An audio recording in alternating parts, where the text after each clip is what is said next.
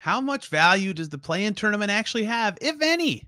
Locked On Raptors host Sean Woodley is going to join us today as we try to tackle that from both the Pacers and Raptors perspective. And I'll share some quotes from Pacers players I asked that questions to. Plus, we'll talk Pacers-Raptors tonight. Kind of critical game for the play-in chase for both teams. All coming today on the Locked On Pacers podcast. You are Locked On Pacers, your daily Indiana Pacers podcast. Part of the Locked On Podcast Network. Your team every day.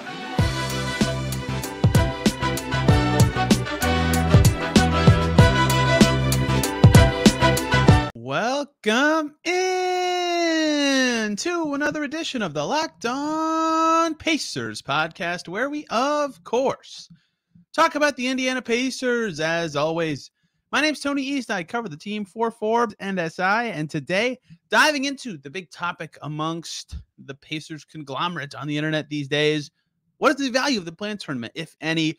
Most fans have sailed that ship, are ready for the losses in the last 10 games. But what value does the play-in tournament have as the Pacers do continue to want to make it? I'll share some comments from players that asked the question to, and Sean Woodley from Locked On Raptors will be joining us to talk all things play-in tournament, as the Raptors are currently in 9th, and these two teams play at night. We'll talk all things Pacers-Raptors to close out today's show. Let's do it. Locked On crossover time. Locked On Pacers, Locked On Raptors. One of my favorite people to talk to. It's the host of Locked On Raptors, Sean Woodley. I'm Tony East, one of the hosts of Locked On Pacers, and for different reasons, Sean, I don't think either of us thought we'd be talking about play-in tournament on March 21st. I think the Raptors thought they'd be better than that, including me. I thought the Raptors would be better than that. I don't think anybody thought the Pacers would be good enough to be in this mix, also including me. But here we are. Devastating Monday night for the Pacers play-in chances, although many fans, I think, have had that ship sail on their heads. Raptors still trudging along in 9th. Before we talk about these two teams in tonight's game, I want to talk about the play-in tournament, the value it has to teams, especially teams with different expectations entering the season, and all sorts of fun things about competitive basketball. Sean, first of all, how are things in Canada? Oh, wonderful. The snow is melting. It's like 10 degrees Celsius today. It's beautiful. Having a great time. I feel like I'm finally emerging from hibernating all winter, doing nothing, eating nonstop, and just building my stores of fat, which I think is not how it works with actual bears. But now I feel like I'm shaking off the rust and remembering how to be a bear again. It's nice. That's the life. That is truly the life. The play-in is a tournament that exists, and I was just talking to a couple Pacers players and a Madden's player, Alfred Payton, who has played in the playoffs before, about the value of the postseason for a younger team. And some of this doesn't apply to the Raptors because OG's a champ. Jakob's played in the playoffs before. A lot of the Raptors, they've all played in the playoffs last year, for Pete's sake. But even still, for young players, I was talking to Aaron Nesmith, he was on the Celtics for their finals run last year, Miles Turner, about this, and they were all like, the thing about the play-in or any playoff game is, like, it just teaches you the value of the importance of individual possessions, and, like, it'd be so huge for us to be there even if we can't make it through. And I don't know if their tenor has changed because that was 5 days ago now, and they've lost 2 games since. But, from a competitive basketball perspective and from what it means for the direction of your franchise, what do you think about what it means for both the Raptors or Pacers or any team to be in it, even if it might not mean anything if you lose in the first game? Yeah, I mean, I think we've all kind of agreed that the play-in is basically just like an elaborate way to decide who gets munched by the top 2 seeds in each conference every year. And I think that's fine, right? Like, the NBA is a league where stratification rules, right? There are 2 to 5 teams that have a chance at winning a championship every single season.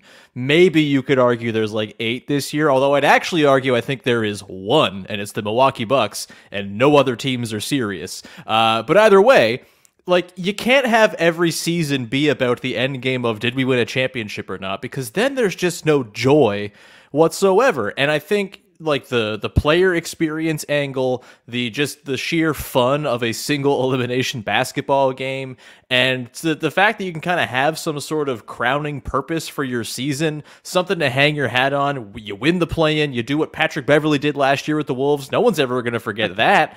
Like, I think there are lots of reasons to want to be in the play-in. Yeah, it's probably miserable as like a fan watching your team in real time in that single elimination game, but that's what we do this for. We don't watch sports so we can just like, look at the stat sheet and look at the contenders and be like, well, they didn't win the championship, and the season happened and nothing of note took place. That sucks. You want to have some sort of way to cap the season, and even if it's just losing in a one-off elimination game, I think there's value to it. Not to mention all of the tangible stuff that you just said, the sort of realizing of, oh, this is a different game, and each possession is extremely important, and you get to test guys against playoff level defenses where teams are fully scheming to stop you, and not you and also the guy they're playing the next night who plays a similar position but is a totally different player. It's all of it is good. I don't understand the sort of backlash to any fan who's just like,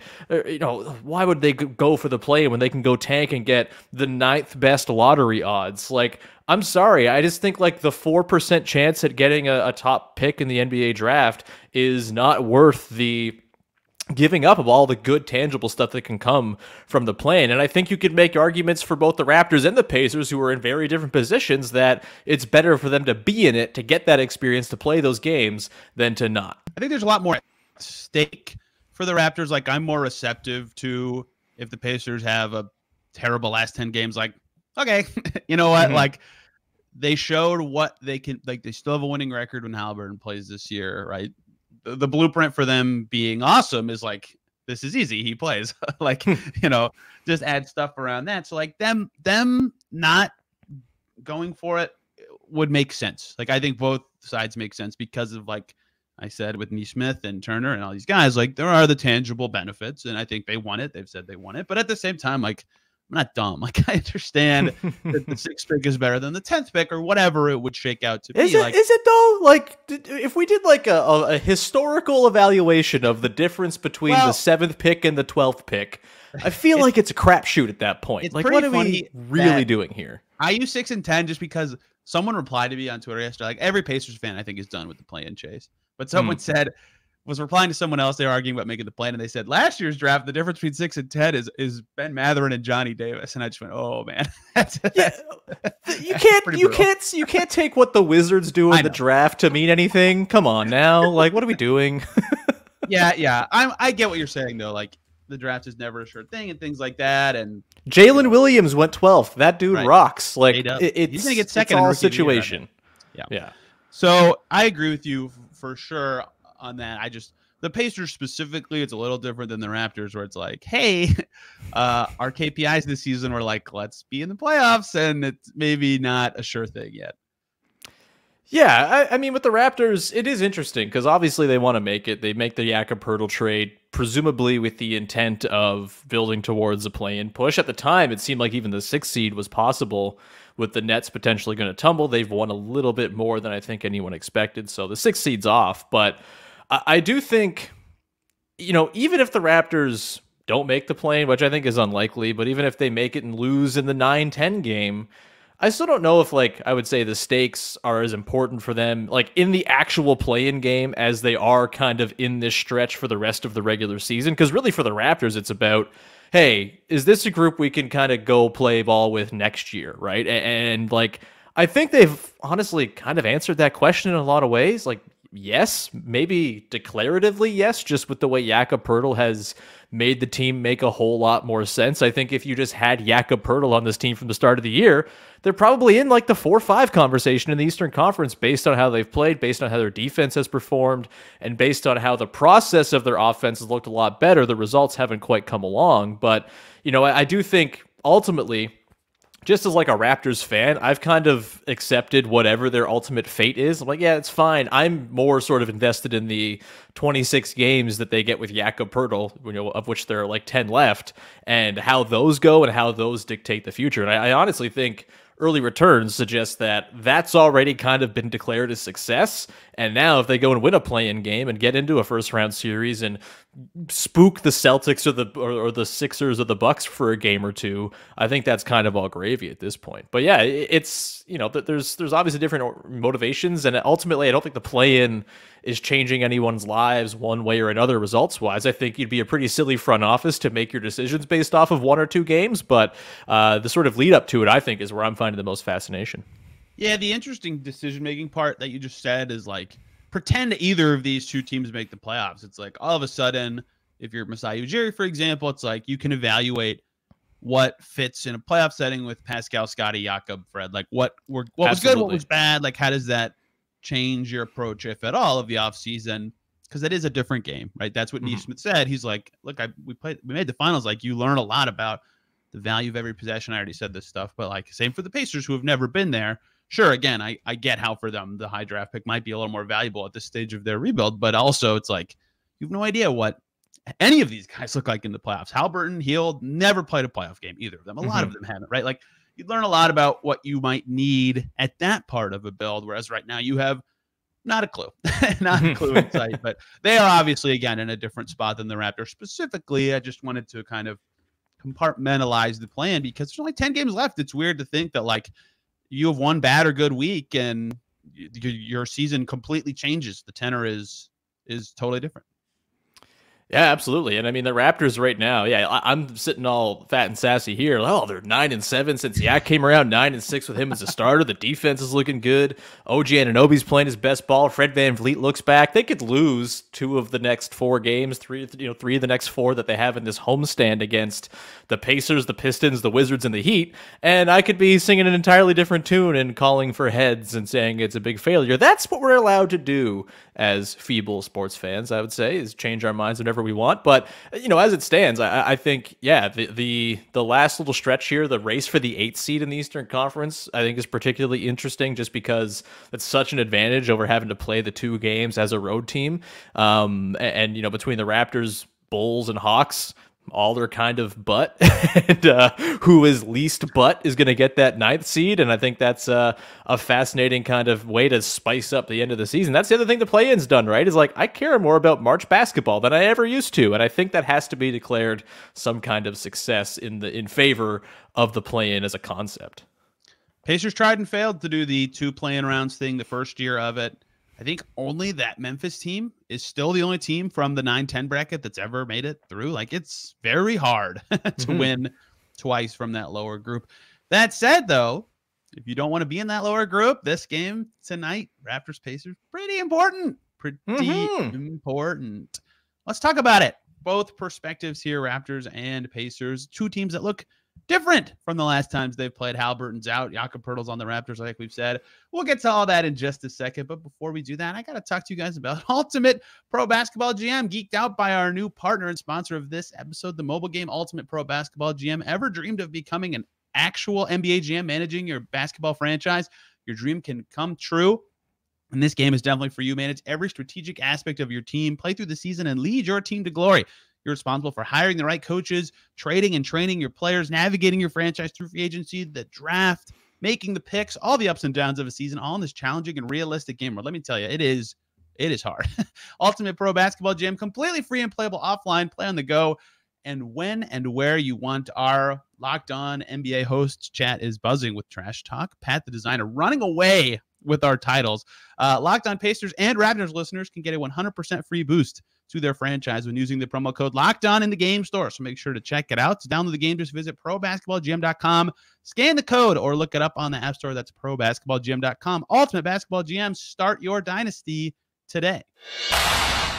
Thank you, everybody, for making either Locked On Pacers or Locked On Raptors your first listen today and every single day. Kyrie Irving's in a walking boot, Sean. I think Locked On Mavs should be your second listen. Get the latest from Dallas, who scored 12 points in the fourth quarter in a loss to the Grizzlies. Another show you should listen to because John Morant might play tonight, and there's a lot going on in the NBA. So I could probably talk about 20 other teams. You should make your second listen.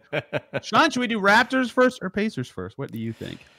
Let's grill away on the fighting Toronto Raptors. Well, the big picture, right? Everybody was surprised at their trade deadline direction, trading stuff away, trading stuff in, picks away. That's what I meant to say in my head. Trading away vets, like many surmised could happen. Why did that happen? What led into that for the Raptors? And how much has Jakob Poeltl? Turns out having centers is important. How much has that helped to this Toronto team? Yeah, to answer your second question first, Jakob Poeltl is a godsend. He's incredible. The Raptors are 17.2 points per 100 possessions better on defense with him on the floor versus when he's off. He's insane. He's everything they needed. He ties it all together in a nice little bow. I have to stop you for 1 second. You tried to fake trade me for Miles Turner so many times. I did. I did. Exactly why. I honestly, man, it was the 100 years of basketball history telling us that big men are useful.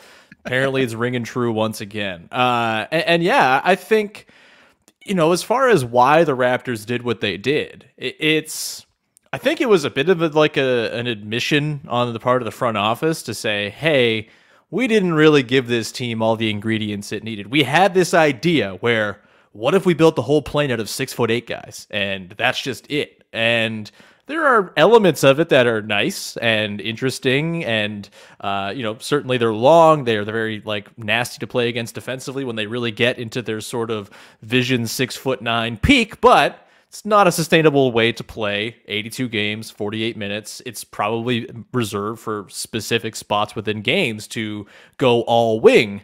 And you just got to have dudes with center skills. You got to have guys who can set screens and pick and roll and, offensive rebound, protect the rim. These are types of basic fundamental skills the Raptors just didn't have any of outside of Christian Koloko, a second-round rookie who is very green and also I think is sixth in the league in terms of on-off defensive difference, just because when the Raptors have a center, they're good. And I think his play kind of spoke to the fact that they needed someone a little bit more serious at that position over the course of the long haul. And yeah, I think the front office realized, hey, we didn't do a good enough job putting this roster in a position to succeed. We're going to try to do that now, and we're not under crazy duress to go and make all of these grand sweeping decisions about our core right now at the deadline. We can almost use this as the start of our offseason, but we can wait until the offseason to make our final decisions on a guy like Fred VanVleet or Gary Trent Jr., both of whom are unrestricted free agents, which complicates all of this, of course. Yak also being a UFA complicates it too, and that, I think, and that was my big sort of critique with it all, is they're putting themselves into a bit of a corner here where they're going to have to keep those three guys or find a way to keep at least two of them while signing and trading one of them. Because when you look back at recent Raptors history, they've lost a lot of guys for no return in free agency. Pretty explainable in most cases, honestly. Like Kawhi Leonard, you weren't going to trade him at the deadline. He just left. You won a title, you deal with it, fine. But still, there's been undeniable talent drain, not to mention they've had to trade out first-round picks and stuff like that. This is a long way of saying the free agency situation this offseason, there's a lot hanging on it. They got to bring these guys back. They have to find a way to thread the needle if they can. I think they've done a pretty good job of setting themselves up to get into next season and kind of hit the ground running. But you also had other sort of bigger picture questions out there too, right? OG Anunoby, are they going to trade him? He was the apple of seemingly every team's eye in the entire league. And yeah, and it seemed like no one really wanted to pony up real first round picks to do it, or didn't pony up enough. And the Raptors are under no pressure to trade him. He's under contract. He's very good. They could probably flip him at the draft to some team that's just been beaten in the playoffs that could use a wing defender and get a similar return. And so I think they just decided we didn't give ourselves enough proper information to go off of here because we didn't assemble the roster you want. You can critique the front office all you want for not building a roster with a real center coming into the season, and I think that's fair. I also think you have to credit them for realizing their mistake, making the trade they did with Jakob Poeltl, and not blowing the whole thing up before actually realizing if it was worth being blown up. And so, yeah, it's a complicated one for sure. The people who love draft picks hated the Raptors' moves at the deadline, but ultimately it was a first-round pick for next season, and with the way the Raptors have played with Jakob Poeltl, that's not going to be a very good pick. That's going to convey, it's top 5 protected. I'm sure there'll be a playoff team next season or something very close to it. It's not going to be a massive loss in the whole. And Jakob Poeltl at this point, dude, you could have traded 4 first-round picks for him, and I wouldn't have cared because he looks awesome. He just has tied everything together for this team very, very neatly, and it's been a joy to watch. Yeah, it's when I watched the Pacers play the Raptors, I was like, man, like you can do this Project 6'8", 6'9" thing, but like you have to have good point guard play and a center. And Fred has been much better of late. Oh yeah, and Poeltl, pride of Rockford, like I always say, second most famous person from Rockford, me being the first. And Yak's been good for them. So there you go. That helps. And the Pacers are the inverse team where they have the point guard and they have the center and they have none of the wings. And that's why Jordan Nwora and O'Shea Brissett lineups do well, because they are 6'8" and can fill in a gap that is typically reserved for a smaller player or another center. So, it's been it was interesting to me to see the Raptors go that way, but also a litmus test for the team they're playing tonight. Yeah, that is the other part of this. Like, what did you say? They're 9-7 since the deadline. I think they're 6-4 in their last 10. What have they done well and poorly? And can the Pacers exploit any of those weaknesses in this game? Because Pacers have at Toronto, at Boston, at Atlanta in the next 4 days. Those 3 road games. Tough travel, tough opponents. They lose all 3. Season's on life support, but they've beaten the Raptors twice. That's maybe their best chance, only because the Atlanta game's a back-to-back. Can the Pacers do this, or is it just not a chance right now? I think it's a tough matchup now, just because the Raptors make a lot more sense, kind of on both ends. It should be noted, we're not sure if Scotty Barnes is going to play. He's got a wrist injury. He had negative x-rays, but as of recording on Tuesday, he seems like he's going to be questionable. We'll see. I would expect he might sit that one out, but, TBD. Even then, though, like the team they just make a lot more sense. There's a lot more flow to the offense. The offense hasn't quite found the results. I think they're like 19th since the trade, but the flow and the quality of shots they're getting is there. OG Anunoby's playing out of his mind right now. I don't think he's missed a 3 in like a week and a half. It's been awesome. He's also defending everyone from Bradley Beal to Nikola Jokic to Anthony Davis to you name it. He'll probably guard Halliburton some tonight. He'll probably guard Miles Turner some tonight. That's just kind of what he does. If Halliburton plays. But yeah, I think just the quality of what they're doing, like their offense, it used to just be kind of like, well, we'll stand around and try to hunt a mismatch for 24 seconds. And most of the time that was not bearing a whole lot of fruit. Now it's like, oh, we can run a pick and roll? What? So they'll bring Jakob Poeltl up, set a screen, and everything flows from there. They can run Yak from the elbows. They can run, all sorts of off-ball stuff for Fred and Gary Trent Jr. and OG. Pascal Siakam is starting to find his groove again after a bit of a fallow period after the trade, kind of dealing with the new space that he's trying to negotiate or lack thereof, just because the front court is essentially 3 non-shooters or 3 non-classical shooters in Siakam, Scotty Barnes, and Jakob Poeltl. And so, yeah, it's been tricky to kind of figure out on the edges of like, all right, where's everybody getting their looks from? But for the most part, they're layering and stuff around that Yak Fred pick and roll that all complements one another. OG's been playing out of his mind off the ball as well. He's catching at least 1 or 2 lobs from Yak at the elbow every single game. You'll probably see that in this game tonight because it just seems like a thing that can't be stopped. And I would expect that, coupled with their much improved defense with Yak as the rim protector who was promised and OG being freed up to know that there's insurance behind him as their lead wing defender. He can be more aggressive, and when he's aggressive, it's a nightmare for the other team. You have Fred VanVleet, obviously. He's been having a pretty rough defensive season too, but he's been much better since Yak arrived, having that insulation behind him. It's just a more complete and sensible basketball team, and in particular against a team that doesn't have a ton of good wing defense. Like you mentioned, the O'Shea Brissett's, Jordan Nwora's of the world getting the run for the Pacers. I think they're probably going to struggle to contain what the Raptors do well. And so I would expect the Raptors, of course, they've won 7 in a row at home as well. I'd expect the Raptors stand a pretty good shot of flummoxing the Pacers in a game on Wednesday night. Should we continue? Get on the other side. We'll dig into the Pacers of it all. We'll talk about, what to expect. Will the Pacers go all out for the 10th seed? All of that, we'll get there in just one sec. Before we do that, Tony, we should tell the good people out there about our friends over at FanDuel, The NCAA tournament, both men's and women's, is heating up, and now is the perfect time to download FanDuel, America's #1 sportsbook, because new customers get a no-sweat first bet up to $1,000. That's bonus bets back if your first bet doesn't win. Just download the FanDuel Sportsbook app. It's safe, secure, and super easy to use. Then you can bet on everything from the money line to point scorers and three-pointers drained. Plus, FanDuel even lets you combine your bets for a chance at a bigger payout with a same-game parlay. I don't know about you, Tony, but when I do dabble in sports wagering, which is very rarely, it's usually when I'm at a game in person and I want to juice up that live experience. The same game parlay is a great way to do that. Just pick 3 bets or however many you want, but 3 is usually the way I go within the game, and you can get them all together on that same game parlay and win bigger. That's fun. So don't miss the chance to get your no sweat first bet up to $1,000 in bonus bets when you go to FanDuel.com/lockedon. That's FanDuel.com/lockedon to learn more. Make every moment more with FanDuel, an official sports betting partner of the NBA. All right, Tony, let's turn this around. How the turntables, and get into the Pacers, who, like you said, they kind of fallen off a little bit here. They may or may not have interest in winning these games. We might not see Tyrese Halliburton play on Wednesday. I would guess probably not, based on their perhaps lack of desire to win these games.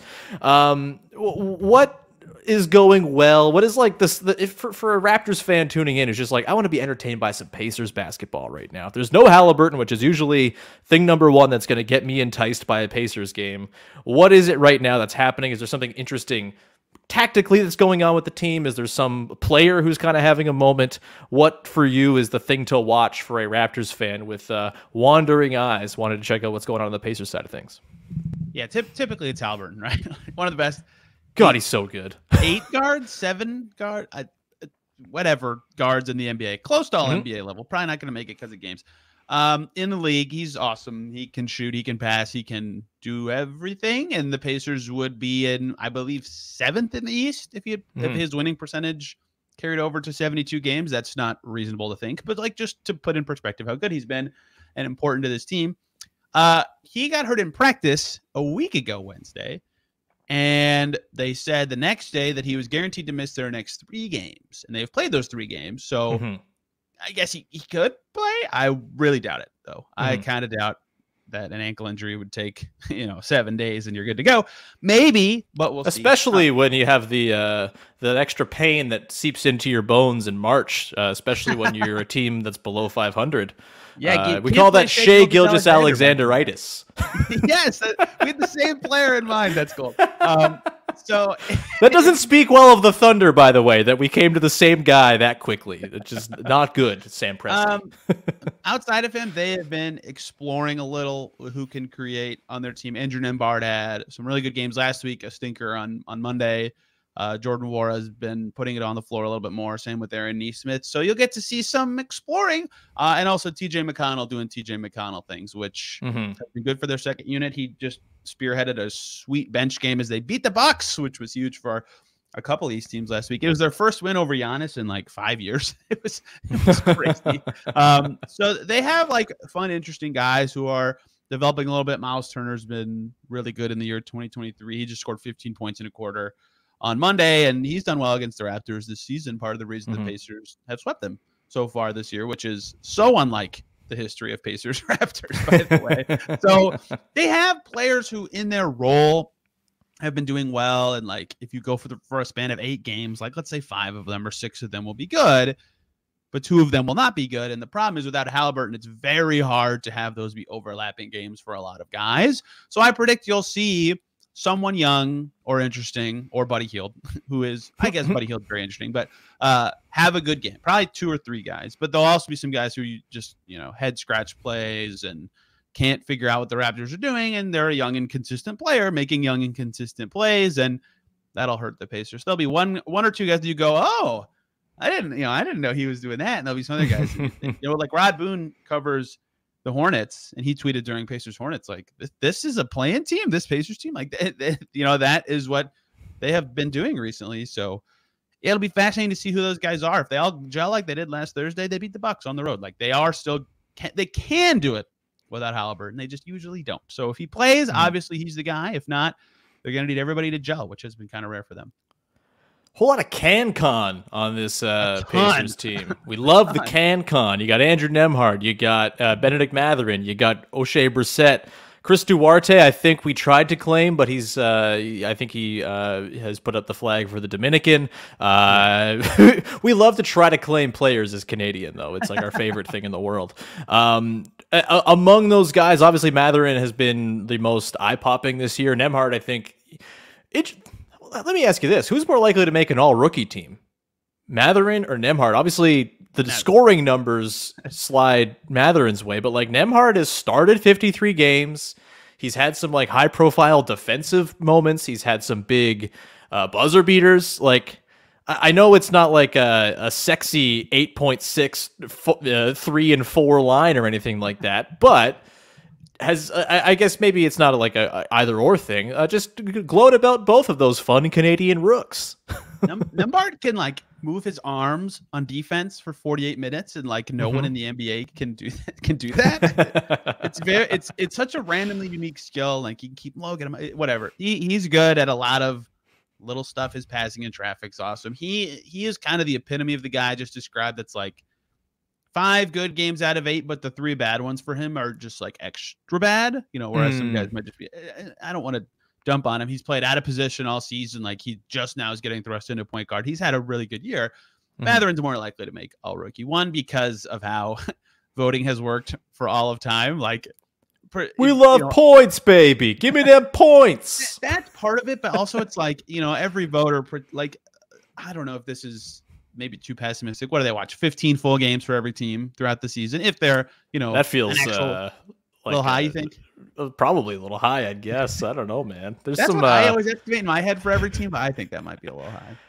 I think there's like Houston Rockets broadcasters. I don't know why it's always the Rockets. I guess I'm just thinking back to like Harden MVP years, but there's always like a Houston Rockets broadcaster who you know has watched like 9 non-Rockets games all season long who gets a vote. Those are the people that, you know, probably like you're saying are looking at the first 2 weeks of Mathurin going off and being like, he's all rookie. Already finished that work in November. Done.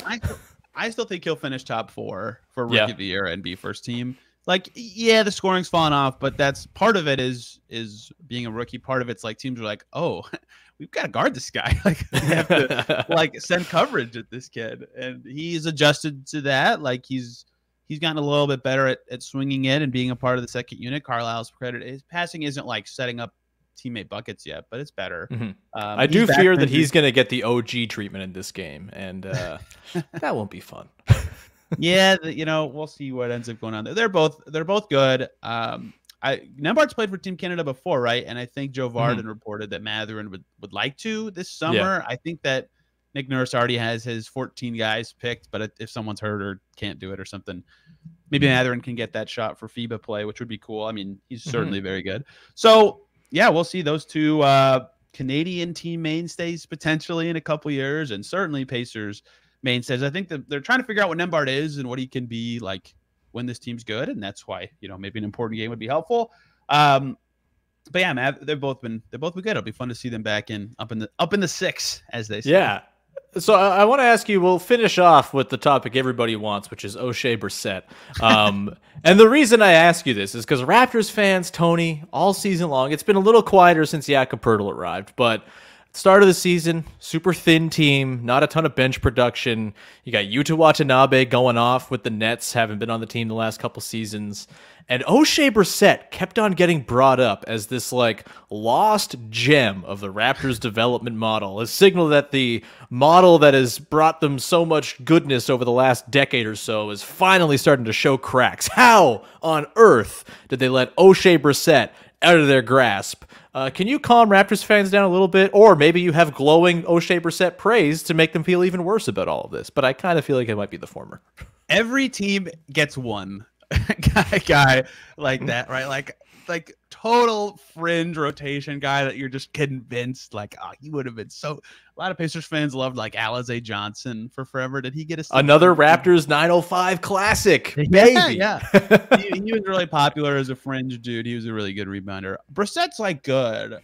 He is like, no matter who gets hurt, no matter what position they play, because they have a lot of guys who can play multiple positions, Brissett's the first guy who gets that spot in the rotation. So he's been playing a lot more recently because they've been dealing with injuries, he's still valuable, right? Just when you're that size and you don't suck at anything, like you are a helpful player, right? Like he's a low mistakes guy. He's not the best shooter, finisher at the rim, certainly, but if you're a low mistakes dude who's 6'8" and can kind of dribble and kind of shoot, and you're average at worst on defense, like that's valuable, right? Like that's a valuable player type. He'll be in the league for I'd say 5 more years at least, just because again, like low error players are valuable, but at the same time, not like this big lineup raiser unless he's hot, because at the same time, he's not like amazing at anything either, right? Kind of that in between kind of guy where I get where if you're a team that's like, ugh, we keep losing because we do stupid stuff like turn it over or lose a guy on 5 back cuts in a row. It's like, man, if we had this mistake-free guy, we'd be great. But it's like, well, I don't know. You need like a really good creator with them or other stuff. Like he's good. He'd help the Raptors, but